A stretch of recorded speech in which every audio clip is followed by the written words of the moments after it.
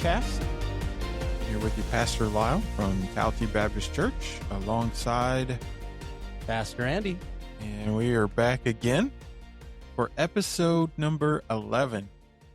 You ever think we would have made it this far? No, never, man. I mean, most podcasts, they stop after like 2 or 3 episodes. See, we're like 3 times that now. Yeah. we are cruising. No, it's been fun working through this medium and hopefully not just fun but informative. For the whole goal of our podcast is to find another way of getting content for our church membership and our waypoints and our discipleship process. I feel like when you start talking about discipleship, so many people's minds go in so many different directions, and so many different ideas pop up, and a lot of it is because there's not much known. What would you say is the most prevailing thought when you say discipleship in people's minds? Oh, man. Besides, what is it? Yeah. Yeah. I mean, that's for me, that's one of the main things. Is like, hey, what is discipleship? The American church has gotten really good at saying we need discipleship. We need to focus on discipleship. But there's really no layout or what it is. And so a lot of times people are left confused about what discipleship actually is. There's no definition. Right. Yeah. And much less, and there's even fewer that have experienced good discipleship. Yeah. Right. And so we're trying to do our best to get better at helping our church have a sense of discipleship and growing in this medium. And so yeah, we have the Waypoints podcast to be in their ears, in their minds, and try to get to their hearts and get people to growing into this Christ likeness, right? To know, grow, show. Yep. And get into it. And so we try to have some fun while we do that and try to have some good conversation. So today we're going to have probably a little bit more of a free-flowing conversation than we had. Yeah, that can get dangerous. Yeah, I know it. You let some preachers just kind of talk and who knows what happens, but we're going to look at an idea from scripture that is very much about discipleship and look at how it kind of plays out in different ways and how that looks in the real world for our discipleship as well. And so before we jump into that, we're coming to the end of summer and, vacations, all these different types of things. One of the most popular places for vacations is theme parks. Theme parks. All right. Have you been? What are some of the theme parks that you've been to? Oh, man. Okay, so recently or like when I was younger? Anytime. All time. All right. So, I mean, I don't know if you can classify the ones I went to as a kid as theme parks. Because I lived in Arizona. We really didn't have theme parks. We had things like the Desert Museum, the Wildlife Center, which was probably the largest collection of taxidermied animals in the United States. Oh, wow. We did have Old Tucson Studios. And that's a theme park. That was a theme-ish park. Theme-ish. So okay. It's old school Western and everything. They filmed a lot of like the 1960s, 50s and 60s Westerns there. Oh, wow. The most recent, they filmed part of Tombstone there. Oh, well, then you have to go there. Wild Wild West, the remake with Will Smith. Oh, that was filmed. Does that count as a Western? It does not count as a Western. But yeah, I mean, that was really cool. You go and you see a bunch of mock gunfights and everything, Oh, yeah. It's really, really cool. But theme parks, actual theme parks, I think the most recent one I went to, and I say recent very loosely, as in probably 2010, 2011, was Six Flags. Six Flags over where? Over Texas. Over Texas. Oh, man, that one's been around a while. Yeah. Wow. So really, you've not been to many theme parks? No, I don't like large crowds of people. Oh yeah. Yeah. Well, that'll do it. That'll do it. Well, I grew up Central Florida, and which is like theme park central. All right. Yeah. And we had theme parks all over the place. The next town up from us, Winter Haven, growing up, they had a theme park called Cypress Gardens, Hmm. and it had a lot of gardens, but it had some roller coasters and things. It had this big attraction called the Island in the Sky, Yeah. and it was this big kind of thing, circular thing that would spin, and it was on this big arm that would just boom up into the air. This arm that would raise up into the air, and this island would spin, and you could see all around and see all there is. Well, Cypress Gardens ended up closing. I mean, they had water ski shows and all kinds of fun stuff. So we would go there, every so often, and just have fun there. Now they have closed that, and Legoland bought it, Oh man. and so it's now a Legoland theme park, and they've added a Peppa Pig area. They have a water park, Oh my everything gosh. now. And so this is like 15 minutes from my parents' house there in Central Florida. Yeah. And so every time we go there, my kids are like, let's go to Legoland. I'm like, we can't afford Legos, much less Legoland. Speaking of Florida, did you ever go to Gatorland? Yes, yes. Yeah. Oh, Gatorland was so much fun. So Gatorland's the one place where you can watch them feed alligators with whole chickens they would run it out on this wire, and these alligators would jump up out of the water and grab the chicken. That's pretty dope. Oh man, it was incredible. I mean, and those suckers would get up too. I mean, I guess that was some good tasting chicken. Yeah. But they would get up out of the water, and there's so many. And I believe they filmed parts of Indiana Jones and the Temple of Doom there. Really? Yeah, like the part where he's on the bridge. Uh, Spoiler alert. When he's on the bridge, and they're surrounding him on both sides, and he cuts through the bridge, and Yeah. the people fall, and there's like a bunch of gators there rolling around. Yeah. That was filmed Oh, that's cool. at Gatorland in DeLand, Florida. And yeah, so you had that. Of course, you had all the Disney worlds. Now, growing up, there was only Disney and Epcot, and I remember when they opened up. At first, it was called MGM Studios, but it ended up become Hollywood Studios, Disney Studios, and different things now. And then they opened up Animal Kingdom, which is the dumbest of all the Disney theme parks. But if you go, just only spend half a day there. Yeah. Then let's see, Universal. Universal Studios opened up there in Orlando, and then they opened my senior year of high school. They opened up their second park, Islands of Adventure. And so my brother, who was our youth pastor at the time, got the bright idea of, hey, they're having this soft opening. Let me see if I can bring a group up there to tour it, because they were trying to get local residents to come up and do their soft opening. I said, yeah, you can bring a group. In fact, we'll give you 4 tickets to come before you bring your group. So me and my brother, another guy from our church, we go up there, and they're testing out rides. They're doing all this stuff. And we just rode and rode and rode the rides. We wouldn't even have to get off the cars. Yeah. They would pull the cars back into the station, and then they would if there's no one in line, they'd just send them again. Wow. So we rode the Incredible Hulk like 10 times in a row. That's back when I didn't have as much brain damage. So I mean, we got to experience all that. And Islands of Adventure to this day is still one of my favorite theme parks. Yeah. For roller coaster rides, things.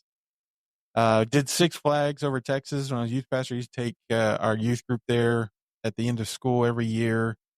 And that was always nerve wracking with a big group of kids and trying to make sure everybody was together. And so, theme parks can be a lot of fun. There's something interesting though when you get the chance to see all these different theme parks. Mm-hmm. As I mean, just in their name, theme park. You walk in and you see the theme elements. Yeah. Now, when you get the ones like Six Flags, they have some theme elements, but some of it's kind of ghetto too. Right. I mean, some of it is not, up to snuff. But when you go to the big ones like Disney, and Universal, it is overwhelming how much theming they put into it. Right? You walk in this theme park, and everything about it is on point.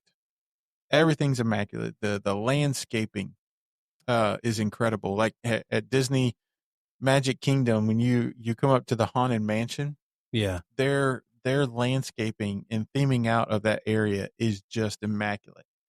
All the little details too. Like in the queue in the line to the ride, you'll see little headstones and little gravestones, and you want to read each and every one of them because there will be some little story or some little character on those little headstones, Yeah. and they tell little different things. And you walk around, and even like in the architecture, like on bridges, in Animal Kingdom, they've put paw prints. They theme out everything on point. And when you look at that, at the Universal Islands Adventure, they have a Dr. Seuss land. There is no parallel lines in that whole land, in that Wow. whole area. None of it, uh, none of it is straight. It looks straight out of a Dr. Seuss book, and so it's got all the different things and all the different areas, and so and you just walk around, and you see all this theming, and you think, man, how much effort, how much money, how much goes into them creating this place for entertainment, Yeah. you know? And or just even to think about, hey, how much would their light bill be for one day, right?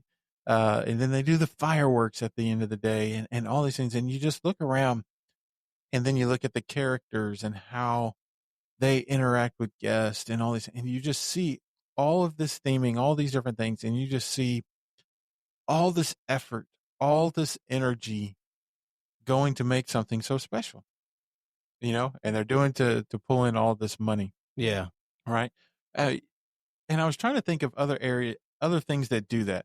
What are some other areas that go all out in presentation and just kind of go all in making stuff happen. Oh man. I think my mine first went to the movie industry. Mm-hmm. You know, going all out with special effects and all this other kind of stuff, Oh yeah. and spending millions and millions of dollars to make a single movie. Mm. Yeah, you see that in the movie industry. Um, it's kind of interesting that a lot of times where we see that deals more with our amusements. Yeah. Um, Going to a sporting event, a professional sporting event. Yeah. Uh, and it's not just say the presentation that you see on TV. Like during the timeouts and different things in the stadium, they're doing stuff, Yeah. because they know they got to keep the crowd engaged there. So the experience of coming to the stadium, is all, that they'll enjoy coming to the stadium. And so they got different things going on. Like, the Rangers game, they have the dot races and stuff Yeah. like that. And, I think one of the coolest ones is the Atlanta Braves have, the Mr. Freeze, Oh yeah. where they pull a fan and make them run the outfield length. And then they start the sprinter so often, see if they can still beat the sprinter. Yeah. I always cheer to see the slow people win. That's always great. So you think about what we invest all of our energy, all of our time to make these different things happen. And I want to kind of transition that into this thought today of when we look at discipleship and following Christ, this kind of all in mentality, Yeah. right? Like, theme parks, they're willing to go all in to get our money. Mm-hmm. The That's the bottom line. I mean, yeah, they want you to have a good experience and all that, but the bottom line is they want to get your money. They want you to spend all this money. They want to be able to price things at certain prices because of their brand and because of what they do. And so to think about being all in, uh, What do you think stops believers the most from being all in their walk, their discipleship journey with Christ? I'm glad you bring that up. Yeah. Yeah. Man, there is multiple things, just thinking about it. Of course, one of the ones that, you know, I've heard sometimes is FOMO, fear of missing out. Mm, If I have to follow Christ, if I have to be sold out for Christ, that means I have to give up this, this, and this, and my friends are doing this, this, and this, and I don't want to miss out on that. yeah. So there's things like FOMO. Um, Another big one is love of comfort, of success. You know, it's wonderful being comfortable, isn't But it? now, you clarify this because when we say things like that, and I think that's very real. The love of success, but does following Christ automatically mean um, you're not going to be successful? No, it does not mean you're going to be successful. But it means, and this is going to jump into something we'll probably touch on later. It means being willing to give that up if He calls you to. Mm, I mean, you look at the rich young ruler in Luke chapter 18, verses 18 through 25, mm, where he asked Christ, "Hey, what do I have to do, yeah. to be saved, to enter the kingdom, to follow you?" This dude, he wanted eternal life. He wanted everything, but he didn't want to let go of his wealth. Right. And so with this whole thing is Christ is like, you got to keep the commandments. He's like, oh yeah, I've been doing that since I was a kid. But even though he was following the commandments, he was not surrendering control. Mm-hmm. And so that's where this love of comfort, you have control in your comfort, you have control of your success for the most part, Mm, and so it's surrendering that. control. Yeah. Yeah. I think that's an important one. We like having control. Because I don't meet many people that say, "Man, I just love chaos. I just love when things are out of control, and I don't know what's." I mean, nobody in their right mind enjoys that. Yeah. Everybody has a sense of comfort and has a sense of control that they want to be able to have. And I feel like people think when they commit to following Christ that some of their fear is, oh, I'm not going to have control. And He's going to have me do stuff that I really don't want to do. Yeah. We kind of get into like a Jonah type Right. syndrome, right? Or I don't want to go to this place, or we automatically think that he's going to call me to be a missionary to some third world country, and Yeah. and we don't know that. So yeah, I think a lot of it is perspective, and what that comes across in our hearts and lives, right? Hmm. Um, so let's look at this. Let's look at a verse that I think is important to this. Some of the words of Jesus in Luke chapter 9, in verse number 23. All right, so here's the verse that's happening, and we see here, um, in the context of this chapter, we have the feeding of the 5,000, and then we have Jesus asking them, "Who do the crowd say that I am?" And they say John the Baptist, Elijah, the prophets, and then he point blank asked them, "But who do you say that I am?" Mm. And Peter, who's always good about rushing to the forefront, "You're the Christ of God, the Christ, the Son of God," and all this. And then we see Jesus kind of give a not so popular answer.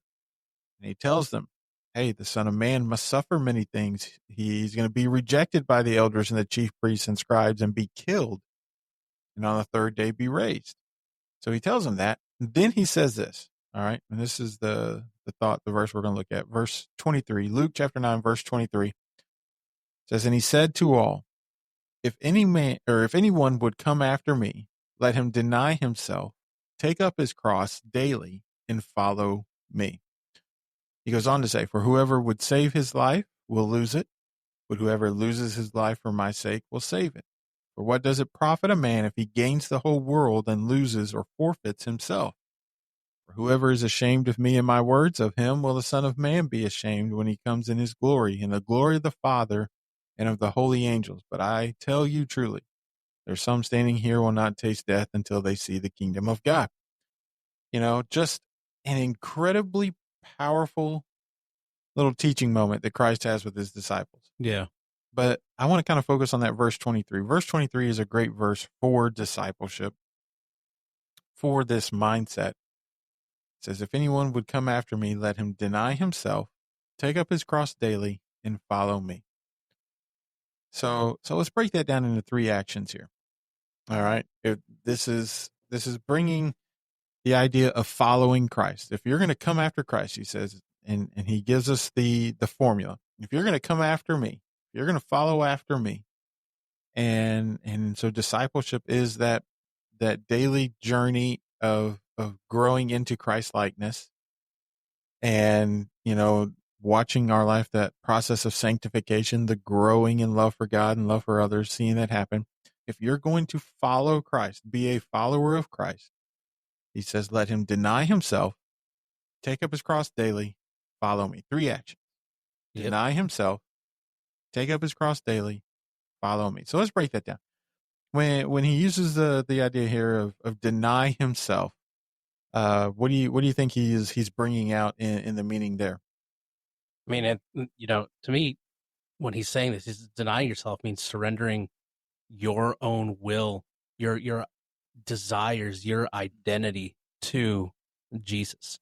Now, when he's saying deny yourself, this isn't to be confused with self-hatred. Yeah, there's a lot of people who believe that, who take it on that. Well, I need to hate myself if I'm going to deny myself. Mm-hmm.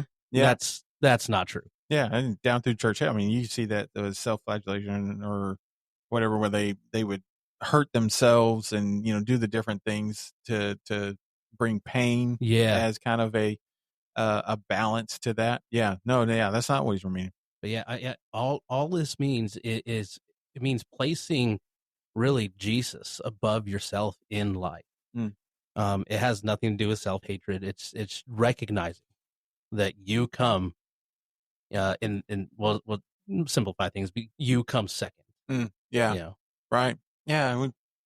But for our mindsets and our selfishness and our pride, we don't like that idea, denying myself.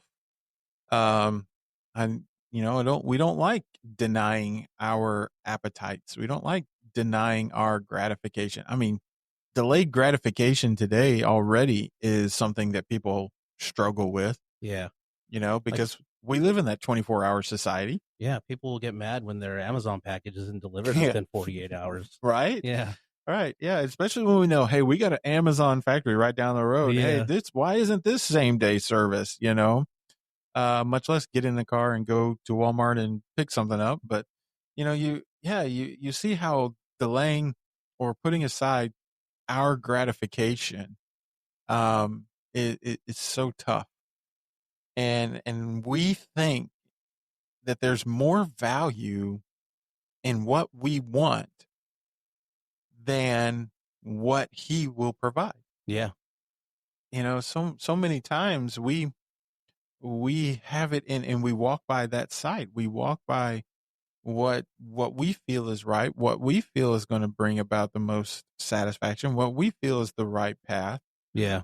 Instead of trusting what he says and trusting his promises and trusting him. And that's where faith becomes so powerful, is when we trust him over us, over me, over what I can see. Yeah.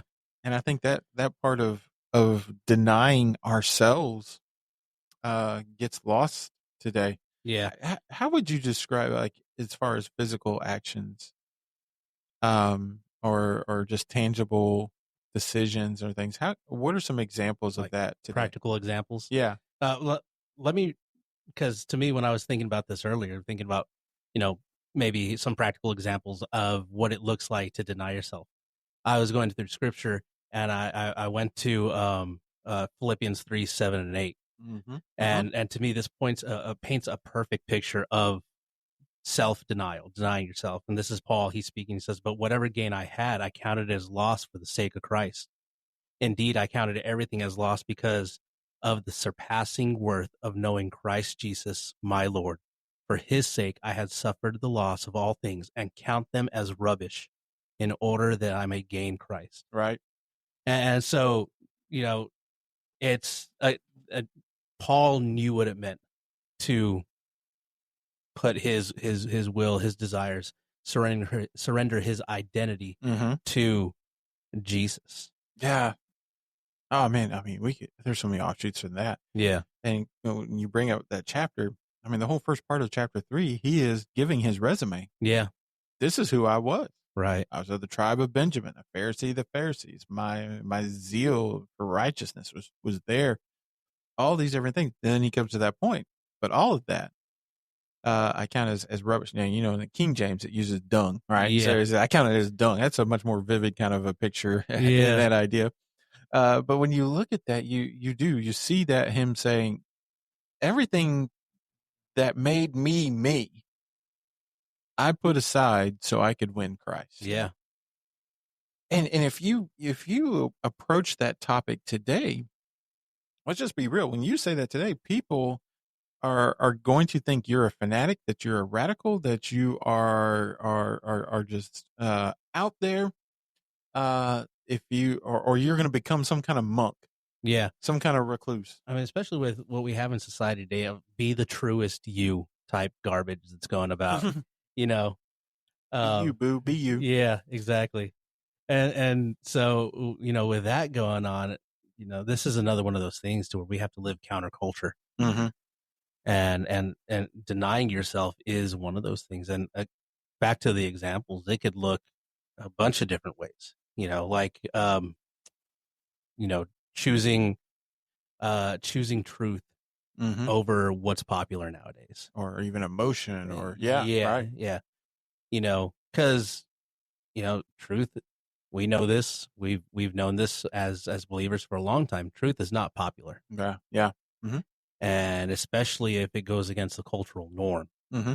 or even And I think that's part of, we gotta get some of that fear out of the way, so people understand that denying ourselves it happens on an everyday basis when we just choose to put him first. yeah, When we choose to live by his principles. yeah, And that does not mean that God's principles are never going to benefit you. right, They're always going to benefit you.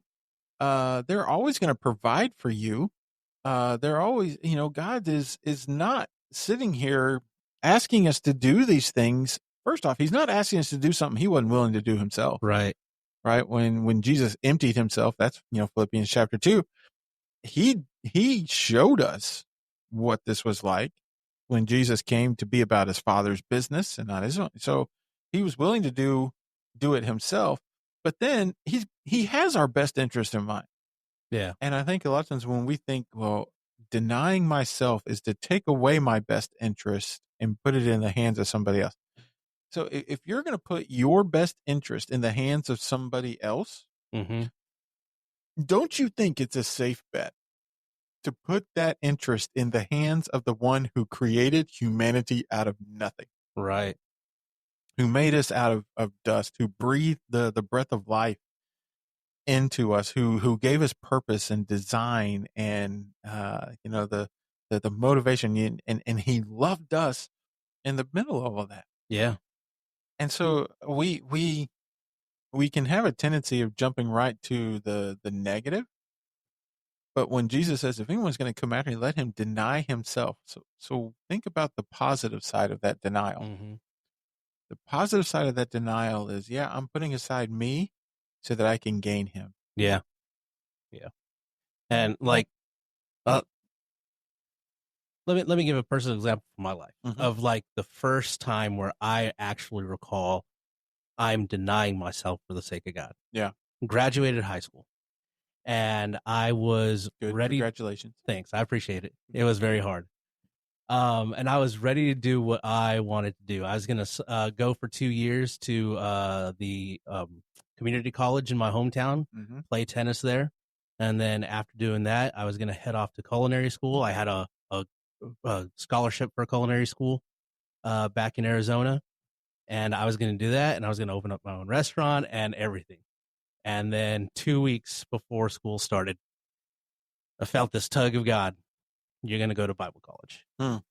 And every bit of me was like, nope, I'm not going to do that. I don't want to be, Yeah. a pastor. I don't want to do any of that. I want, and finally it's like, you know what? I need to give that up Mm. to go where he's calling. Yeah. That was my first instance of denying myself that I can actually recall, where it was something major, something big. And denying yourself doesn't have to be major and big. It could be things like, we talked about this already, kind of the comfort over, or choosing obedience over comfort, Yeah. stuff like that. And this is one of those things for me where Kind of like maybe even getting up on a Sunday to be at church by 9:45. what? That's a crazy A thought, lifeline. man. I know that it's so early in the morning. That's asking a lot. Yeah. But yeah, so that was the first time where I thought of that, and just the benefits of making that choice to deny myself, to deny my. And here's the thing about selling out to Jesus. Mm-hmm. Sometimes you got to give up on your personal dreams to pursue something greater. Yeah, man, that's such a real thing that people deal with, because we get that in our mind that God's going to give me my dreams, but that's not necessarily how it works. Yeah. Sometimes our dreams need to be altered. Yeah. And to put us in line with His will and His desire, and so that is such a hard thing sometimes for people to grasp. But sometimes it's not about my dream; it's about His will. And we see the verses like, you know the Lord will give the desires of your heart. Yeah. Well, that comes through the relationship with God. Mm-hmm. And with the relation with God starts to change your desires. Yeah. Yeah. And back to that call that God gave me, and my dreams in particular, giving that up, going to college for tennis and culinary school. Well, God ended up using those things anyway on this other side. Yeah. I had opportunities to give private coaching lessons to youth students starting off in tennis, to where when they got to school, they were ahead of other people. Yeah. Of course, I use my cooking for ministry. I need to use it more. Oh yeah, you think so? But yeah, God has not, squashed those dreams. He's found a way to incorporate it into His will that He's called me into. Yeah. Yeah. And that's it. That's when you see how God weaves things together. And because I remember in that kind of that same vein, when God was getting a hold of my life, there late in high school, my dream was to be an architect. And I had the scholarships there in Florida to have a full ride at the University of Florida, through some academic scholarships and things, and the Bright Futures Scholarship. I could have gone to the University of Florida pretty much free to study architecture, and that was what I thought it was all going to be, until God got a hold of my life and changed. And I remember thinking, I don't want to go down that path. I've watched this with my dad. I've watched this close up, what ministry is, and and all that. But it took a moment, and I remember the Sunday night when I finally just relented. And sad that it took me a while. It took probably about a year that I wrestled with it. But it was a Sunday night in March. We're back when we still had Sunday night worship services. When we back in the olden days, when you had a Sunday night worship service, just like Sunday morning worship service. And at the invitation, I just knew, why do I keep fighting this? It's time to just surrender. Yeah. And I remember going forward and meeting my dad and just saying, I got to surrender to ministry. And I know that probably sounds weird, as I got to surrender, but I had been working through that for so long. And I remember my dad saying, do you feel like there's anything else that you could do? Anything else that you could do? And in looking back, that I appreciate that, because what he was doing is saying, don't let this just be an emotional decision. Don't let this be some whim, some little thing. It's a calling. Yeah. It is a great, and he knew that it's a calling, not just that. And I knew, I said, no, I can't, because I had spent the past year trying to find other things to do. Yeah. I'll be a Christian architect. I'll build churches. Yeah, whatever. No, the Lord changed that. So, yeah, I mean, to think of how much is wrapped up in that first statement, deny himself. Yeah. Um, and that being that first act of surrender. Oh, let's talk about that next action. All right, and I think this is one that people kind of confuse with some different things. Yeah. Take up his cross daily. Take up his cross daily. So when we see this, what are some of the popular things that you've heard people equate this to being? Oh man, I can tell you what I've seen. People literally taking a cross with a wheel at the bottom and dragging it Yes. across. Yes. What was it? Yeah. Me and Ashley saw that down the highway not too long ago. Right.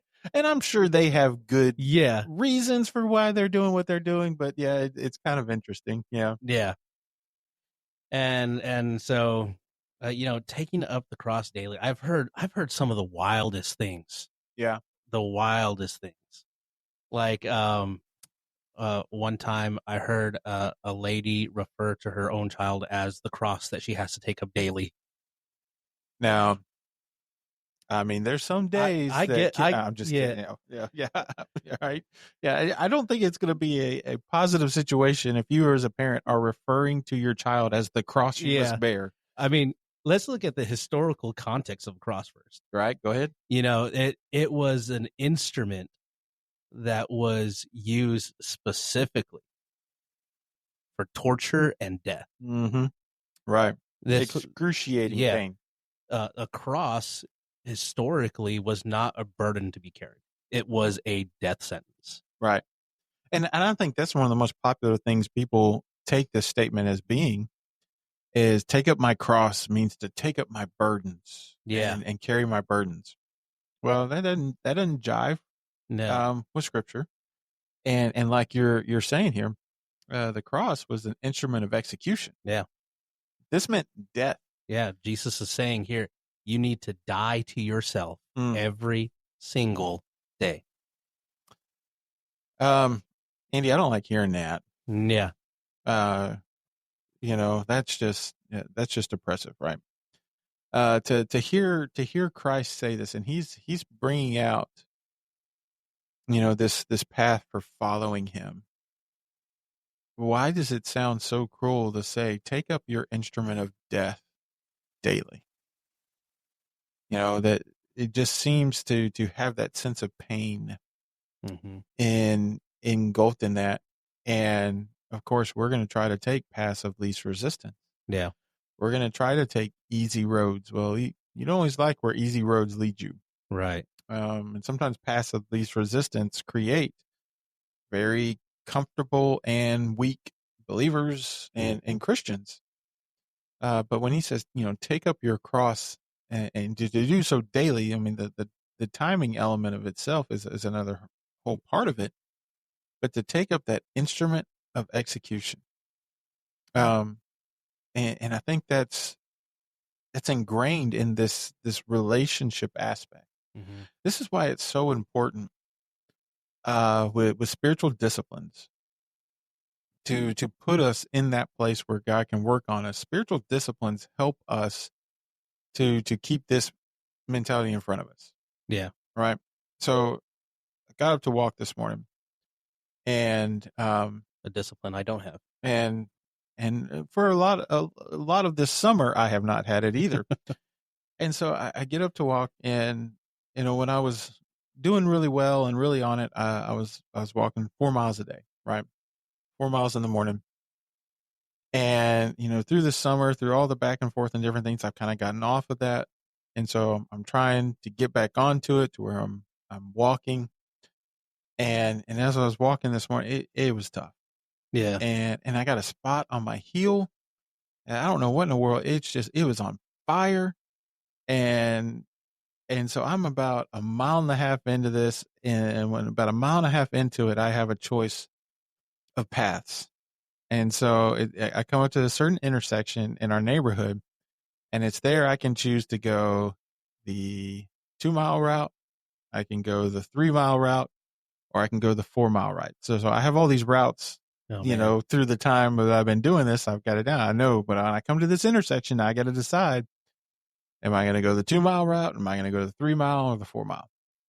Well, this morning it became the 2 mile route, Yeah. and I took the easy option out because I just tired and ready to quit. And sometimes there are days when you just have that feeling, or I'm just it it's exhausting, or this or that, and we choose us, Hmm. you know, instead of getting the benefit. There's been some mornings when I felt that kind of way, and I said, no, I'm going to finish it. And then by the time, I get to that fourth mile, I'm like, I'm so glad I chose, and I kept going. And when you stack those days up, you get to see the progress. And that's how I got to see some progress of health change in my life, is stacking those days up. Yeah. But if you keep choosing self, you won't be out there, Hmm. right? You won't be doing these things. Another great example of this is when I was a janitor, during my time working on my master's. I cleaned the boys athletics department at Richland High School there in Mm. North Richland Hills, which was kind of cool for me because I got to be around all the athletic stuff, the gyms, the football locker rooms, and all those. Yeah. So I was around all the coaches and different things like that. And towards the end, they had a changing coaches, and so this new coach came in, and I guess they gave him some budget because he came in and renovated the place. Oh man. And he fixed up the weight room, he fixed up the locker rooms, and all of a sudden I had to do a lot more cleaning. But he came in, one of the things he did is he started painting spirit things on the walls and inspirational things. And he put this sign in the weight room that said, go ahead and sleep in, go out, party all night, sleep in the next day, because it makes it that much easier for me to beat you. And he put that up in their weight room. Hmm. And I was like, oh, man, that's good, because how many times do we just say, well, you know what? I've done all this work so far. I'm gonna choose this, and all of a sudden we start choosing that way, and that begins to stack up, and then we find that our relationship is messed up, or we're weak, or we're not where we need to be. Yeah. And that's part of where this dying to self daily, this taking up your cross, the rubber really hits the road with it, is when we continue to stack up daily. I'm going to choose him over me. Yeah. I'm going to choose him over me. Yeah. I mean, and we're talking about that daily part as well, and in reference, to discipleship, and even in this area of taking up your cross, it's not a one-time event. Mm, It is an absolute lifestyle change, mm, and that's what needs to be remembered. It's not the I accepted Jesus Christ as my savior. I've taken up my cross. I'm done. No, you have to do that daily, because again, it's not a one-time event. right. This is a lifestyle. Mm-hmm. It's choosing to give up that control daily to Christ, and again, just dying to yourself. And again, I think it's important for us to remember, dying for self doesn't mean then that we are just out there in incapable hands. To die to self, is to die to our thoughts, but we're not just adrift in nothingness, Yeah. and because that leads to that third one: follow me. Mm-hmm. Deny himself, take up his cross daily. We see kind of the negative sides here of denial and dying to self, but then you see follow me. Yeah. So this is probably the most positive of these three actions. And it reminds us that in these choices, in these things that we do, is we're denying ourselves and we're dying to ourselves, Yeah. but we are directing ourselves. Yeah. And I think this follow me is actually an outcome of the first two. Yeah. Together. When you deny yourself, when you die to yourself, that gives you the freedom to follow Jesus. Oh, yeah. Yeah, I like that. Freedom. It gives you the freedom, because how many times are we distracted by all these different things, and we allow all the noise, all the other things to distract us from where he wants us to go. Yeah. And we get a bunch of other things that we think is so important, and he's saying that's not as important as you think it is, but this is really important, to spend that time in that, Yeah. to follow me, and it really puts the positive thing on it, Yeah. because when we decide to not choose, our even selfish, to even what we think is good, to then choose him and let him decide what's best. Yeah. Exactly. And this following Jesus, it means there's a closeness there, there's an obedience there, there's a dependence there. It's not without its I guess you can say benefits. Mm-hmm. You know, there are benefits to denying yourself and dying to yourself. A lot of benefits. Yeah, so many. Yeah. And so that leads to this closeness with God, this obedience and this dependence on him. And it's amazing how much more the benefits outweigh the costs when it comes to what he calls us to in the first two actions of this passage. So let's talk about that. Let's talk about the benefits, right? The benefits of following Christ, because I think a lot of times we say that, but a lot of people don't really experience that because they struggle with the denying and following him. If someone were to ask you, what is an actual benefit of following Jesus, what are some things you would say? Man, so when it comes to that, I would think, for me personally, like forgiveness, being able, not knowing I've been forgiven, but being with the ability to forgive instead of holding on to bitterness. Wow. Yeah. That is, that is a huge benefit. Yeah. I think you described two aspects there. With forgiveness, you see the freedom of sin and shame and guilt. Yeah. Right. So you get to walk without that guilt and shame hanging over you. And then, that bitterness, and understanding how to forgive and not letting bitterness just eat you from the core out. Yeah, that's good. Right. Yeah, because there's so many people dealing with bitterness, and it's just eating them alive, and really clouding their day. Yeah. Painting the shade of color on their day every day. That bitterness. Yeah. Good. What else? And then there's just the peace that comes along with it as well, in the obedience of following Christ. There's a peace in it. Sometimes I wonder if I'm just lazy, or if I'm if I'm just like okay with following how God is leading, what he's doing. Because when it comes to like major life things and stuff like that, most of the time I'm like, all right, let's do this, or all right, whatever. Yeah. And so I'm just, just because I know if I do my best to follow his will, Mm-hmm. if I do my best to be obedient, to be dependent on him and stay close with him, everything's going to work out for his glory. Yeah. And there's a amazing peace in that. Right. And it's that's something I wish that more people would come to realize, the peace. Of course, the Bible calls this a peace that passes all understanding. Right. Yeah. The peace that comes with not having to worry about, if I'm going to make it to my next paycheck, without having to worry about, is my car going to make the drive? Right.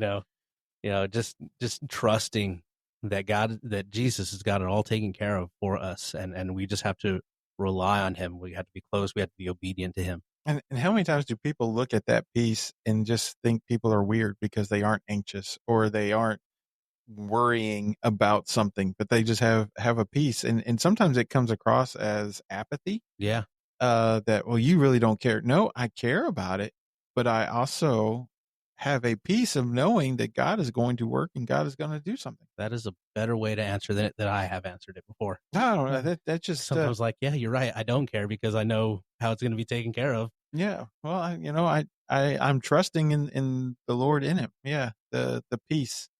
I like the benefit of purpose. Yeah, A benefit to following the Lord is it gives you a sense of purpose, of meaning, of the things that I am doing make a difference, yeah, right? Like we've seen this summer with the prayer team in our church, and watching people getting more involved in prayer. And actually, we've seen people connect to other people in our church through that opportunity. But with that prayer, people being a part of the prayer team are now engaging in these other aspects of ministry through praying for it, yeah, and they're seeing that sense of purpose. And that sense of purpose of, hey, we were praying for VBS and Kids Week, and when we had some of the best results that we've had, and we were praying for the mission trip in Hungary, and God just opened incredible doors there.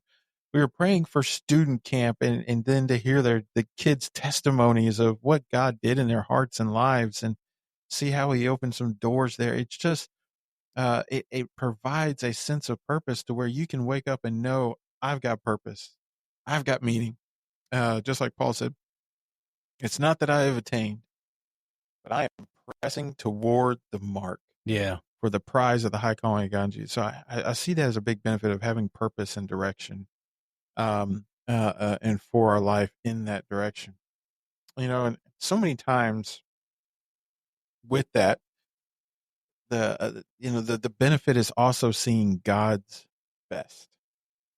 God's best. yeah, One of my all-time favorite verses, um, and there's a story behind it. Is Psalm 138:8. And I memorized it in the King James. It says, "The Lord will perfect that which concerns me. Thy mercy, O Lord, endures forever." And so this verse became real in my life, my first year of college. And so my first year of Bible college, I'm in upstate New York.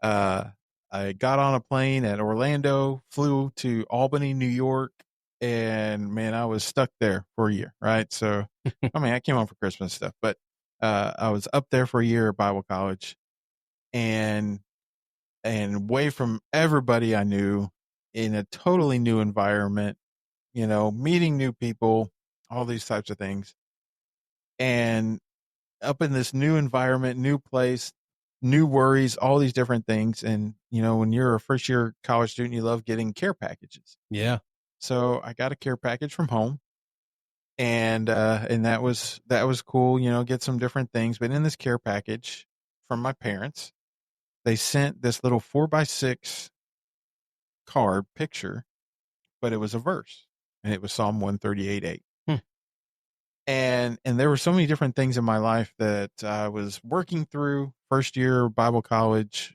I'm now out on my own. I got to start figuring out my life. I got to start figuring out where I'm going to go, what I'm going to do. And then they send this thing, and I put it on my desk. And in fact, it is still on one of my credentials in my office. The same picture. The Lord will perfect that which concerns me. Thy mercy, O Lord, endures forever. And so I started thinking about that and meditating, and then I started praying it. One of the things I started praying for, and it sounds silly, is, I'm away at college, and I'm starting to think, all right, hey, the next person I can meet for a dating relationship could end up being my wife. yeah, And so I started praying that verse about my wife. And as I have famously have told people, I also prayed that the person could play the piano and sing. Right. And I was praying that, and I know the Lord's going to perfect that. And And, a little known part of the story is throughout that year, I tried my best to find my mate and tried talking to girls and different things. And let me preface this: I am not socially adept at all when it came to that. All right, I was not good at talking to girls for sure. We And would so call you a player. no, that you would not have. I was not Sigma. I was not all that stuff. So, you look at that, and it was funny because all throughout the summer when I was trying to do it, all of a sudden these themes would come up, and the girls would be like, I don't want to, be in a relationship, right? I just want to have fun and have friends, and I kept hearing things like that and stuff like, and I was like, all right, Lord, I get what you're doing to me. You're helping me, and so I just kept praying that. And then I watched the first, after going through that whole year, working summer camp that year, and going through all that. I then transitioned from Bible college there. It was a 1 year program to Arlington Baptist College, and Yeah. so out here in Texas, where my dad went. And so I was going to come out here, go to Bible college, and the first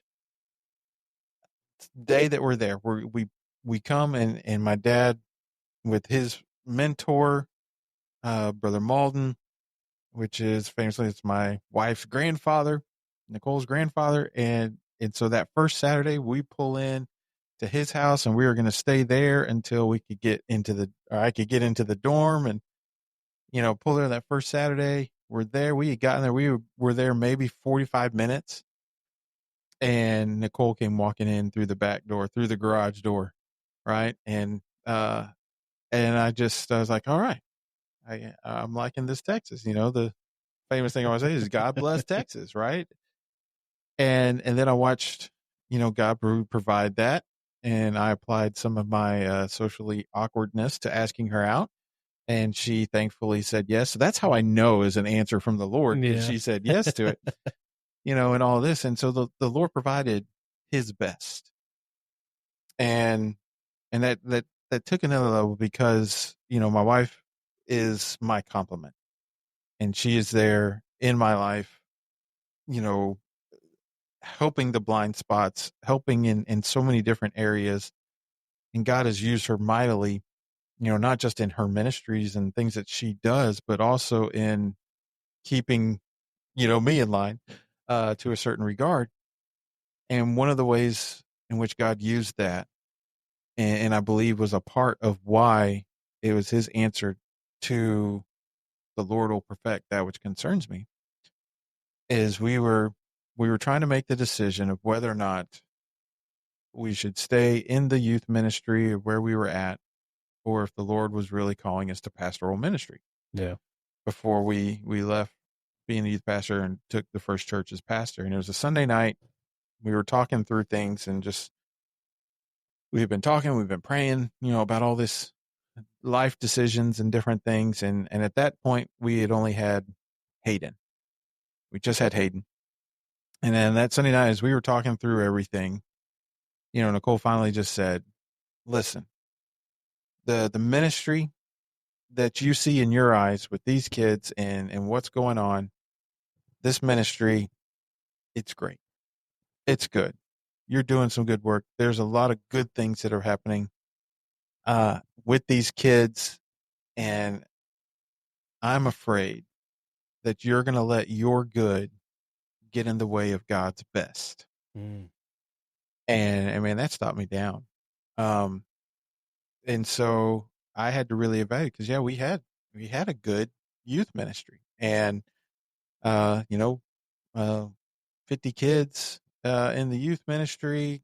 Several are in ministry today, so there's some, real fruit that we saw in that time.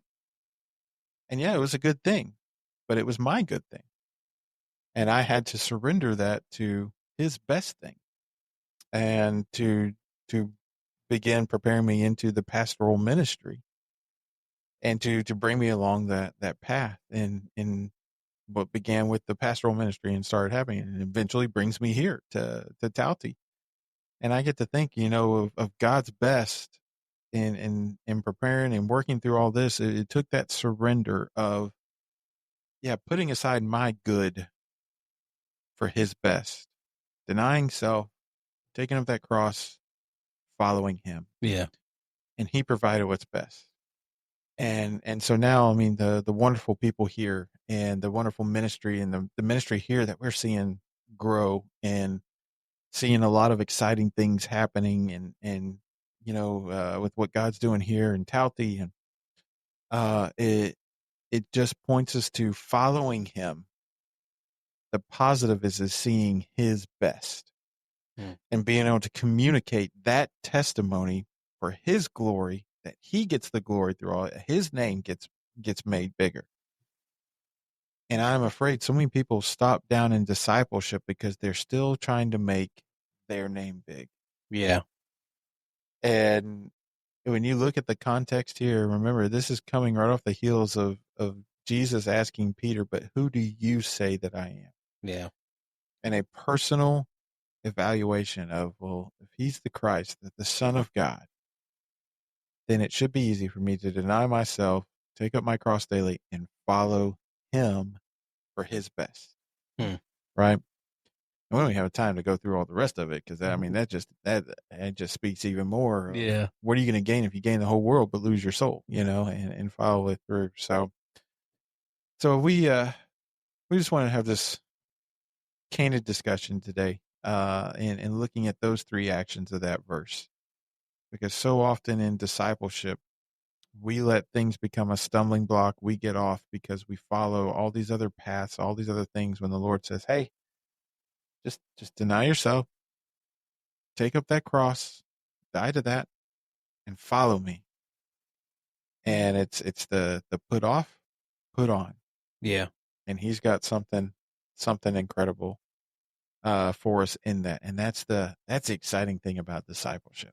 Man, that's the exciting thing. When people do that, man, when God gets a hold of their life, it's incredible to see. And I'm excited to see what God's doing in the lives of several people in our church, and to see what's going to happen because they're doing that. And they're seeing that happen. So hopefully you enjoyed the discussion today, and enjoy this time. And as we close out this episode, just our reminders, we still want to hear from you. And so if you're enjoying the content, if you're enjoying this, we want to hear how it's impacting you, but also if there's ways we can make it better, we'd love for that. So email us your questions, comments, comment on the podcast. You can leave comments on Spotify and some of these places, and drop a question if you want to see us address something or something that you've been wondering about. You can email me at lyle@taltybc.org, TALTYBC.org. And so you can email me there. Email me your rally points. We want to hear your victories. No matter how big, how small, we want to hear what God's doing in your life. And so and don't forget, we got some stickers. We got some stickers for those that have some rally points. I was able to give out a couple of those rally point stickers. So send us your rally points, send us your victories. We want to celebrate that with you and just give God the glory for what he's doing in your life as well. But until our next episode, make sure you're finding ways to know God, grow in love for God, and show God's love to someone else.